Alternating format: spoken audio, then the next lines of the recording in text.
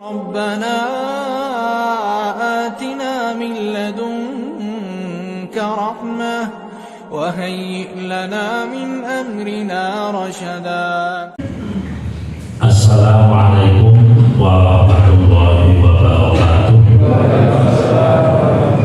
A'udzu billahi minasyaitonir rajim. Bismillahirrahmanirrahim. Alhamdulillah wassalatu wassalamu ala Rasulillah. La haula wala quwwata illa billah, amma ba'd.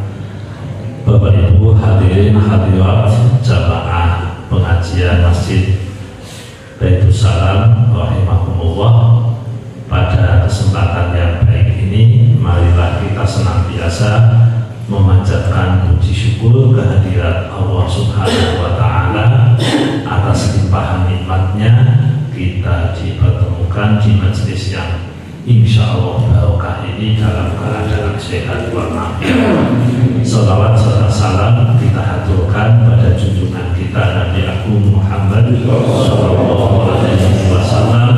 Semoga kita semua kelak di yaumil qiyamah berhak mendapatkan syafaatnya. Amin ya rabbal alamin.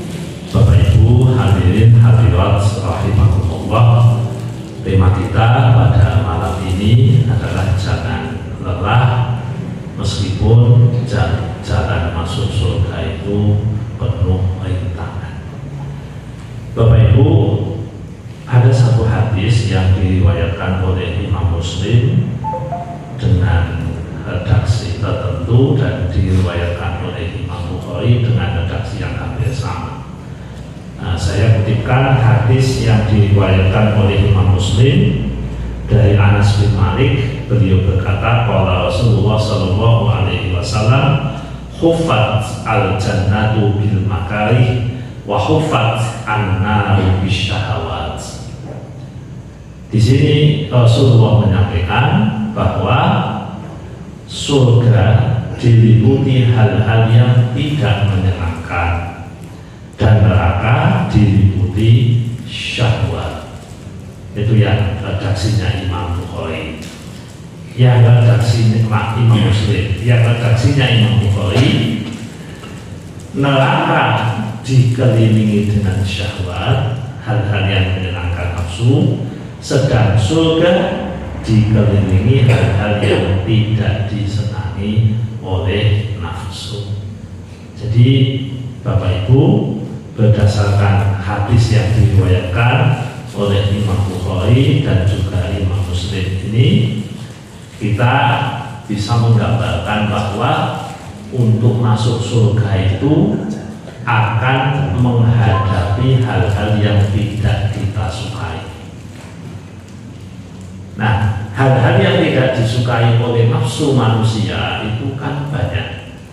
Oleh karena itu, ini butuh perjuangan. Memang kita tidak suka.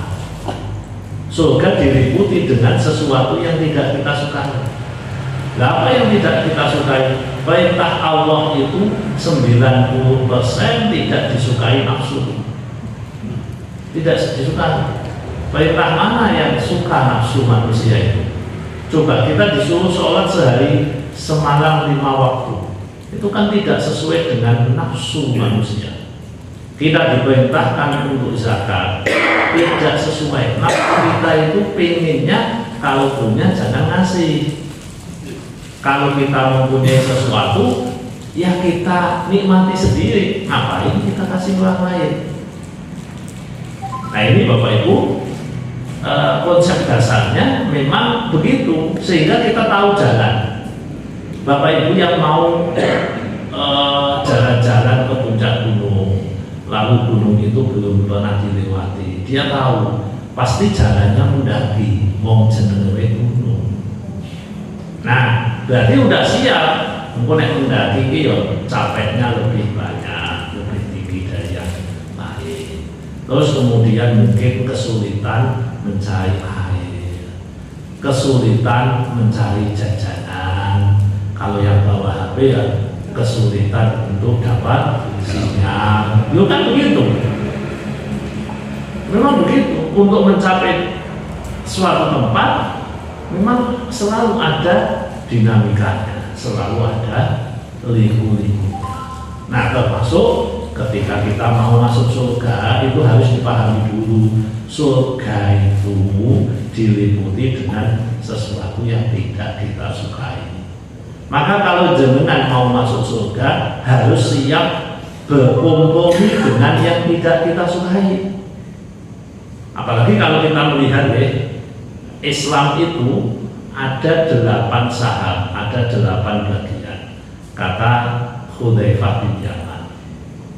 Ini pembahasan mengenai ayat wahai orang yang beriman, masuklah kalian ke dalam Islam dengan kafah. Masuklah Islam secara kafah itu, di situ ada 8 bagian dari Islam menurut sahabat Hudzaifah bin Yaman. Nah, 8 ini tidak enak semua. Paling tidak kita tidak nyaman karena itu perintah semua. Perintah yang 8 dan kita insya Allah banyak yang sudah melakukan. Pertama adalah sholat. Kalau ingin masuk surga, jenengan harus betah sholat, ojo mandek. Kalau ada orang suwe-suwe mboten betah, aku suwe-suwe bosen sholat, mau nanggung ya. Sholat kan gitu-gitu aja tuh Bapak Ibu. Nah, sholat kan hanya gitu, mengulang begitu terus. Sehari 17 rakaat yang wajib, belum yang sunnah. Kan lama-lama ya bosen loh. Nah, Bapak Ibu, jangan berhenti untuk sholat sampai mati. Bahkan saya senantiasa mengingatkan, khususnya bagi orang yang ditakdirkan oleh Allah sakit menjelang mati, jangan sampai matinya itu berhenti sholat. Karena saya beberapa kali mendapat pertanyaan, Pak, ini ada orang, bahkan bapaknya dia sendiri meninggal, tapi 3 bulan dia tidak sholat. Lu kok sholat kok pensiun? Bukan pensiun Pak, dia sakit karena mohon maaf pipisnya di tempat, sehingga tempatnya kan najis. Terus kemudian bapak itu sudah agak lupa-lupa ingat, cok lali cok ini, tapi tidak ikut. Nah, saya sampaikan itu kesalahan besar. Karena memang untuk bisa selesai melaksanakan perintah Allah sholat, ya dinamikanya harus diikuti. Begitu. Termasuk orang yang sedang melakukan perjalanan. Banyak loh Bapak Ibu orang melakukan perjalanan tidak sholat. Bahkan perjalanannya adalah perjalanan menurut dia kebaikan sampai tidak. Jangan sampai terjadi seperti itu. Itu saham pertama adalah sholat. Yang kedua adalah zakat. Zakat itu tidak enak. Apalagi kalau jenengan zakat menggunakan standar minimal.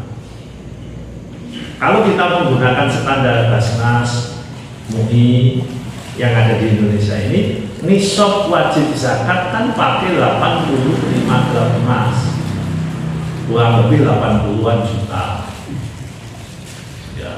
Sebagian kita kan tidak punya duit sebanyak itu. Nah, tapi kalau menggunakan nisab perak hanya 600 gram perak. Kalau asumsi harga perak itu 30.000, hanya 18 juta. Padahal kemungkinan perak harganya hanya 20.000. 12 juta udah wajib zakat. Kan berat Bapak Ibu. Tapi untuk masuk surga memang harus melakukan yang berat-berat. Masa surga mudah, enteng? Nggak bisa, kata Nabi, Ufat al-jannah 5 kali. Terus kemudian Bapak Ibu, bagian dari agama, bagian dari kesempurnaan Islam tadi adalah puasa. Puasa Ramadan. Ini berat bagi yang menjalankan, apalagi orang yang dengan ekonomi pas-pasan dia harus menjalankan pekerjaan yang berat. Itu juga tidak mudah, tapi ya harus dilakukan. Bukan berarti terus kemudian dia mengatakan, lho Pak, kula nek poso ora kuat wong kerja. Lah terus nah sesuk nek bodho kula ora apa-apa nek mboten kerja. Ya kalau kalah ke posone, saya mungkin bodoh iso nyandang apik. Kita kan kuali. Tapi itu fakta terjadi juga. Nah, kalau ingin masuk surga jangan berhenti wayang poso ya poso. Terus berikutnya kita kalau mampu haji. Kalau mampu haji, jangan ditunda-tunda. Jangan yang muda, yang punya harta sengaja menunda melaksanakan haji. Memang berat, biayanya gede, terus kemudian waktunya juga banyak yang tersita untuk melaksanakan ibadah haji. Tapi waktu itu perintah Allah. Kalau memang jenengan mampu ya lakukan. Kemarin saya di WA, kayaknya jamaah Taufik, kan saya tidak kenal. Dia nanya, Pak, kalau saya punya anak kecil, saya ajak umroh boleh? Tapi seyogianya daftar ke haji lagi, belum. Boleh, silahkan. Tapi sebaiknya anak kecil itu daftarkan haji saja, karena yang wajib itu haji dan umroh. Jadi kalau kita punya anak, mau kita hadiahi umroh, daftar ke haji kan cukup 35 juta kan. Karena kami bayar haji. Dan unik pada haji itu kan dari dulu itu kan naiknya tidak signifikan. Saya haji tahun 2009, berarti 13 tahun yang lalu itu sudah 35 juta. Tahun 2016 ya 35 juta kacek hitung tahun. Saya ini kacek hitung tahunnya 2023 kemarin ya 2022 itu hanya berapa? 35 juta, kecuali yang duitnya dijupuk ke pandemi dibedeni akhirnya betul pelunasannya diambil, itu jadi 40 karena menggunakan pos yang baru. Paling bisa 39 40 yain betul. Artinya undang-undang kan beda. Coba dengan bedakan. Ini kalau kita bicara inflasi tahun 2009 sampai 2023 itu kan sudah ada berapa tahun? 13 tahun kan? 13 tahun kalau rata-rata 5 tahun per bulan.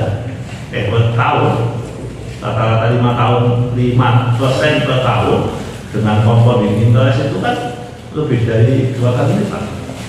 Mestinya hitung dulu jadi enteng. Mau kok bisa ditunda-tunda.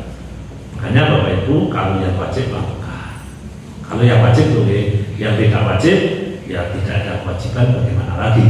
Ya, tidak kewajiban ya tidak masalah. Haji itu 1 poin, umroh itu 1 poin. Nah, orang melaksanakan ibadah haji, orang melaksanakan umroh itu kan juga berat di duit, berat di waktu, berat di macam-macam. Tapi bagi mukmin yang ingin masuk surga, karena umroh dan haji itu juga bisa menjadi sarana untuk masuk surga. Kata Nabi, al-hajjul mabrur laisa lahul jaza illa jannah. Haji mabrur itu tidak lain dan tidak bukan balasannya kecuali surga. Jadi pengen masuk surga, jadilah haji yang mabrur. Lah supaya mabrur kan harus dicek dari awal, jangan yang mau haji duitnya dari tempat yang benar, bukan hasil korupsi, bukan hasil ngakali, bukan hasil dari maksiat, tapi betul-betul hasil dari pekerjaan yang halal dan yang baik. Kemudian kalau melaksanakan ibadah haji ya sempurnakan ibadahnya, penuhi rukun-rukunnya, penuhi wajibnya, ojo sembrono, ojo sampai naik dewi dan seterusnya. Nah ini harus dilakukan. Nah ini jalan menuju surga semua ini. Kalau panjenengan pengen masuk surga, jangan lelah seperti itu untuk belajar. Oh saya mau haji, saya mau umroh agar ini menjadi kafarah, menjadi pelebur dosa, menjadi sarana untuk masuk surga. Ya panjenengan bisa melakukan itu. Nah itu berat, semuanya berat. Nah enteng-enteng itu malah bahaya. Makanya banyak ulama itu kalau ibadah kok enteng, itu malah ndadeke ora patek mlebu swarga. Jadi mulane kula jenengan Ya sing abot-abot sithik lah. Aja sing kentengan. Karena memang surga diliputi dengan sesuatu yang tidak kita sukai. Nek enteng kan kita sukai kan? Coba pun jauh. Dengan mangkat kaji, umpamanya kali ceritanya nomor berikutnya tadi kan haji dan umroh.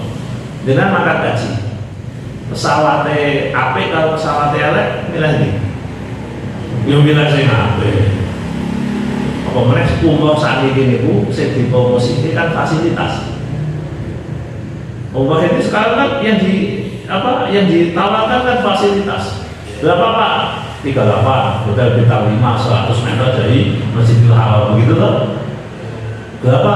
28, hotelnya 2 kilo, lakunya juga.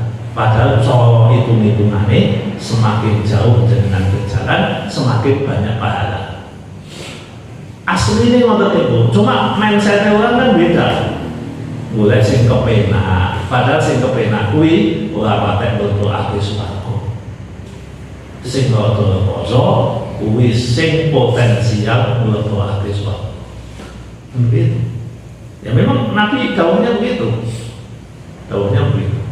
Jadi tidak usah susah berkaitan dengan fasilitas, tidak usah terlalu berlebihan berkaitan dengan itu.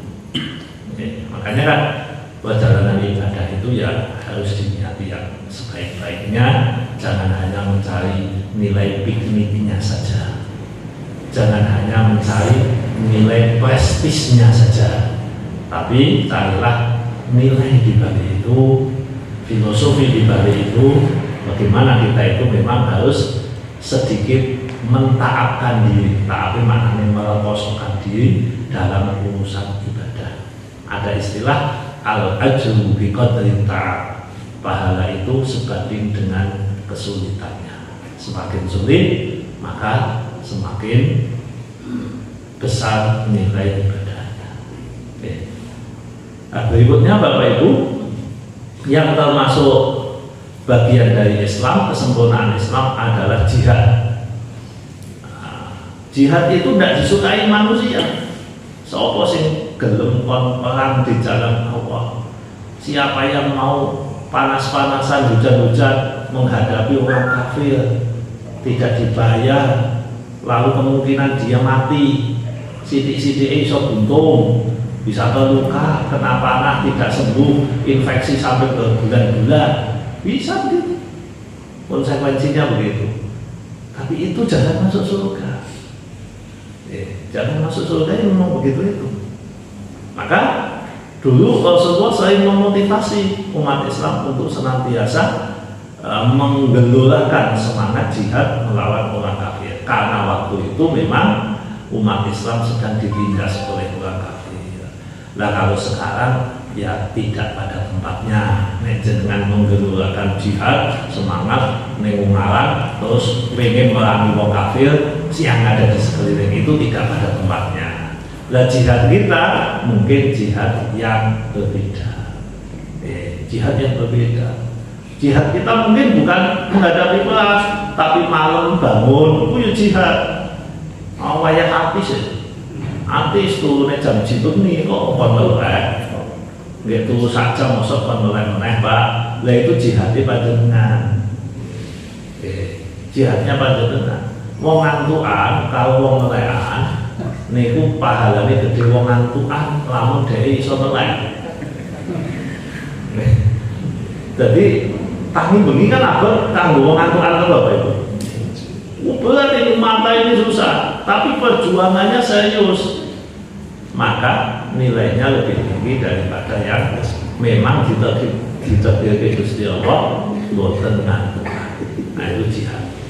Atau masuk dengan mangkat ngaji ngeten iki yo kepetung jihad.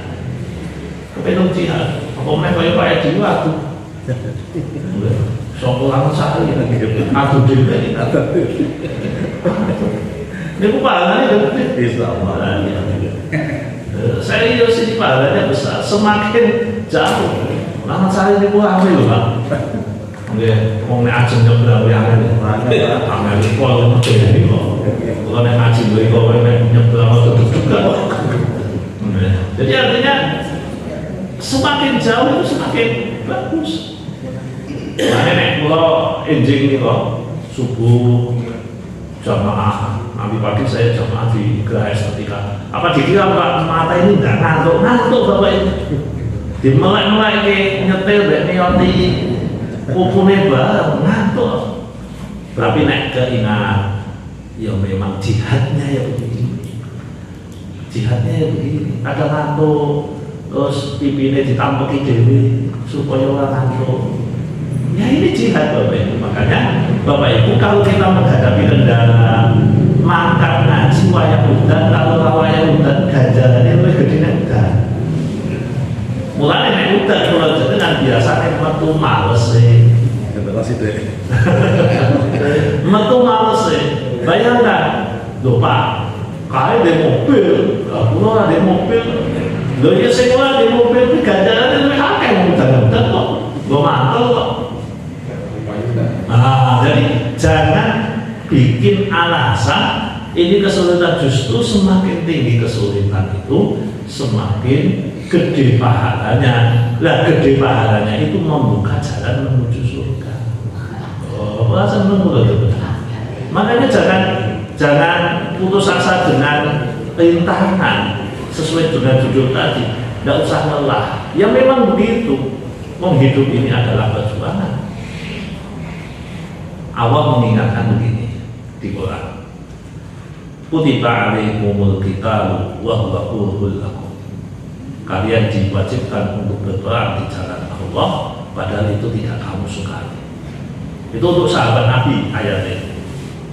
Lalu Allah menyampaikan, wa asa an takrahu syai'aw wa huwa khairul lakum. Bisa jadi kamu membenci sesuatu. Nah, konteksnya perang. Sekarang kita lihat konteks kita. Amakat ngaji udan. Kan benci kita. Udan, terus masuk angin barat.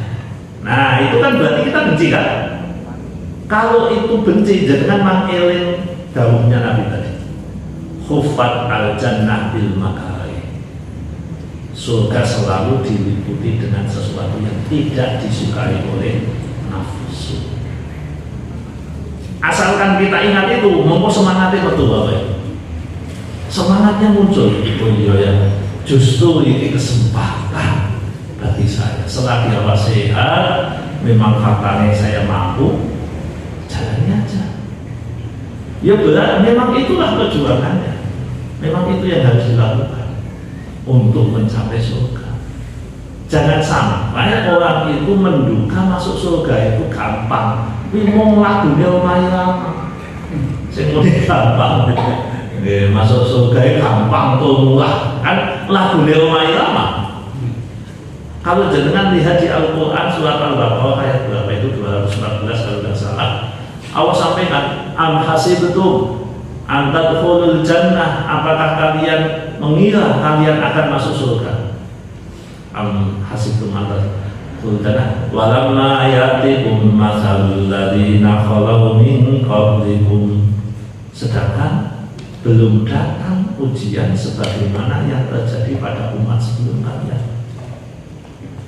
Jadi sahabat Nabi sedang perang Ahzab, perang Khandaq, berat, musuh jumlahnya banyak, dikepung kurang lebih 3 minggu, nggak bisa ngapa-ngapa. Lalu mereka sudah mulai pada putus asa. Lah kok ini caranya?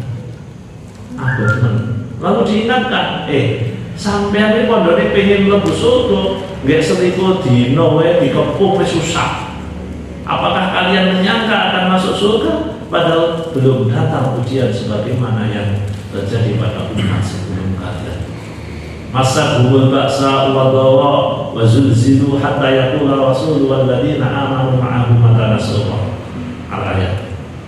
Dulu itu umat-umat sebelum kalian itu diberikan kepelarahan, kesulitan, kesusahan, sampai mereka itu seakan-akan putus asa. Lalu nanya, kapan pertolongan Allah? Saking peteni hati, saking ngupeke keadaan. Jadi Bapak Ibu, kalau ada tantangan, kula panjenengan ojo lemesan. Dadi wong kok ana halangan sithik mandeg, ana halangan sithik mutung, ana rintangan sithik mandeg. Ki mlebu swargane suwi. Umpamane mlebu swarga paling dhek niku bola-bali mandeg, munggah-munggah. Karena tidak punya kendaraan. Jadi Bapak Ibu, kula jenengan nek pengin tenanan nggih monggo. Ya jangan lupa, jangan lemah, jangan lelah. Monggo kita berusaha semaksimal mungkin. Jadi tantangan itu bagian dari cara Allah mempermudah kita masuk surga. Memang teorinya begitu. Nah, tadi ada berapa itu udah? Ya, sahamnya itu sudah ada berapa? 6. Haji sendiri, umroh sendiri sudah 6 itu ya. Kok kurang 2? Yang 2 apa ya? Oh, amal ma'ruf. Nah, itu termasuk bagian yang berat juga Bapak Ibu. Amal ma'ruf itu ngajak dan perintah orang berbuat baik. Kita itu kan ilmu fikihnya tinggi. Berarti nek ngajak wong apik niku wangele lah kawan. Ngajak wong apik niku ya. Jangan dipaidu. Ya, itu dipaidu itu bagian dari kita jangan lemah itu. Ya biasa orang dipaidu lah, dia nabi dipaidu. Kok nabi Gusti Allah itu dipaidu kok? Ngomong maidu Gusti Allah, udah wis. Kuwi maidu Gusti Allah. Lah ya kula jenengan kok ditipai itu. Gusti Allah ditipai itu. Lho Gusti Allah enggak perlu. Sing sapa nek cuaca, niku padha nek Gusti Allah. Mah itu Gusti Allah baru jenengan. Emang yang bikin panas hujan ki sapa? Kok sampean kok mah itu. Lah kula bakul Pak. Nek aja mental. Nah, semudan ora tetep. Bakul ngene alun-alun kan yo mesake Pak. Wis siap-siap awet suwe ujug-ujug sudah selama. Kalau ini kan begitu akhirnya omset menurun. Begitu. Pokoknya betul es. Awan-awan jam 12 sih kalau kan ngobrol melah. Jam 11 sudah. Saya bisa kadung digawe. Ini omah itu Gusti Allah yang boten kuat hati. Jadi Bapak Ibu, amal ma'ruf ngajak kebaikan, yang ke-7, yang ke-8 nahi mungkar. Mencegah orang melaksanakan kemungkaran. Itu hal-hal yang kata Hudzaifah, ya, Imam Hudzaifah bin Yaman menjadi kesempurnaan Islam. Dan itu semua harus dilakukan dengan serius, dilakukan dengan sungguh-sungguh kalau ingin masuk surga. Nah, jadi jangan lemah ketika menghadapi berbagai macam ujian dan tantangan. Hadis tadi yang saya kutip itu sering dikutip oleh ulama-ulama tasawuf. Ulama tasawuf itu sampai gini, mek kita itu kok kepenaan ibadah, hati-hati, kok orang kasane. Jadi ibadah kok kepenaan, kok tidak ada kasane, mulai hati-hati. Karena apa? Neraka diliputi dengan sesuatu yang kita sukai, dan surga diliputi dengan sesuatu yang tidak kita sukai, yang kita benci. Jadi tetap kudu ono kasane. Ono sisi nilai jualnya, ada sisi kepayahannya, ada sisi kepayahannya. Itu dawuhnya Rasulullah, tufatal jannah bil makari. Saya kira itu Bapak Ibu dari materi kita pada malam hari ini. Semoga manfaat, kurang lebihnya mohon maaf. Monggo dilanjutkan dengan tanya jawab.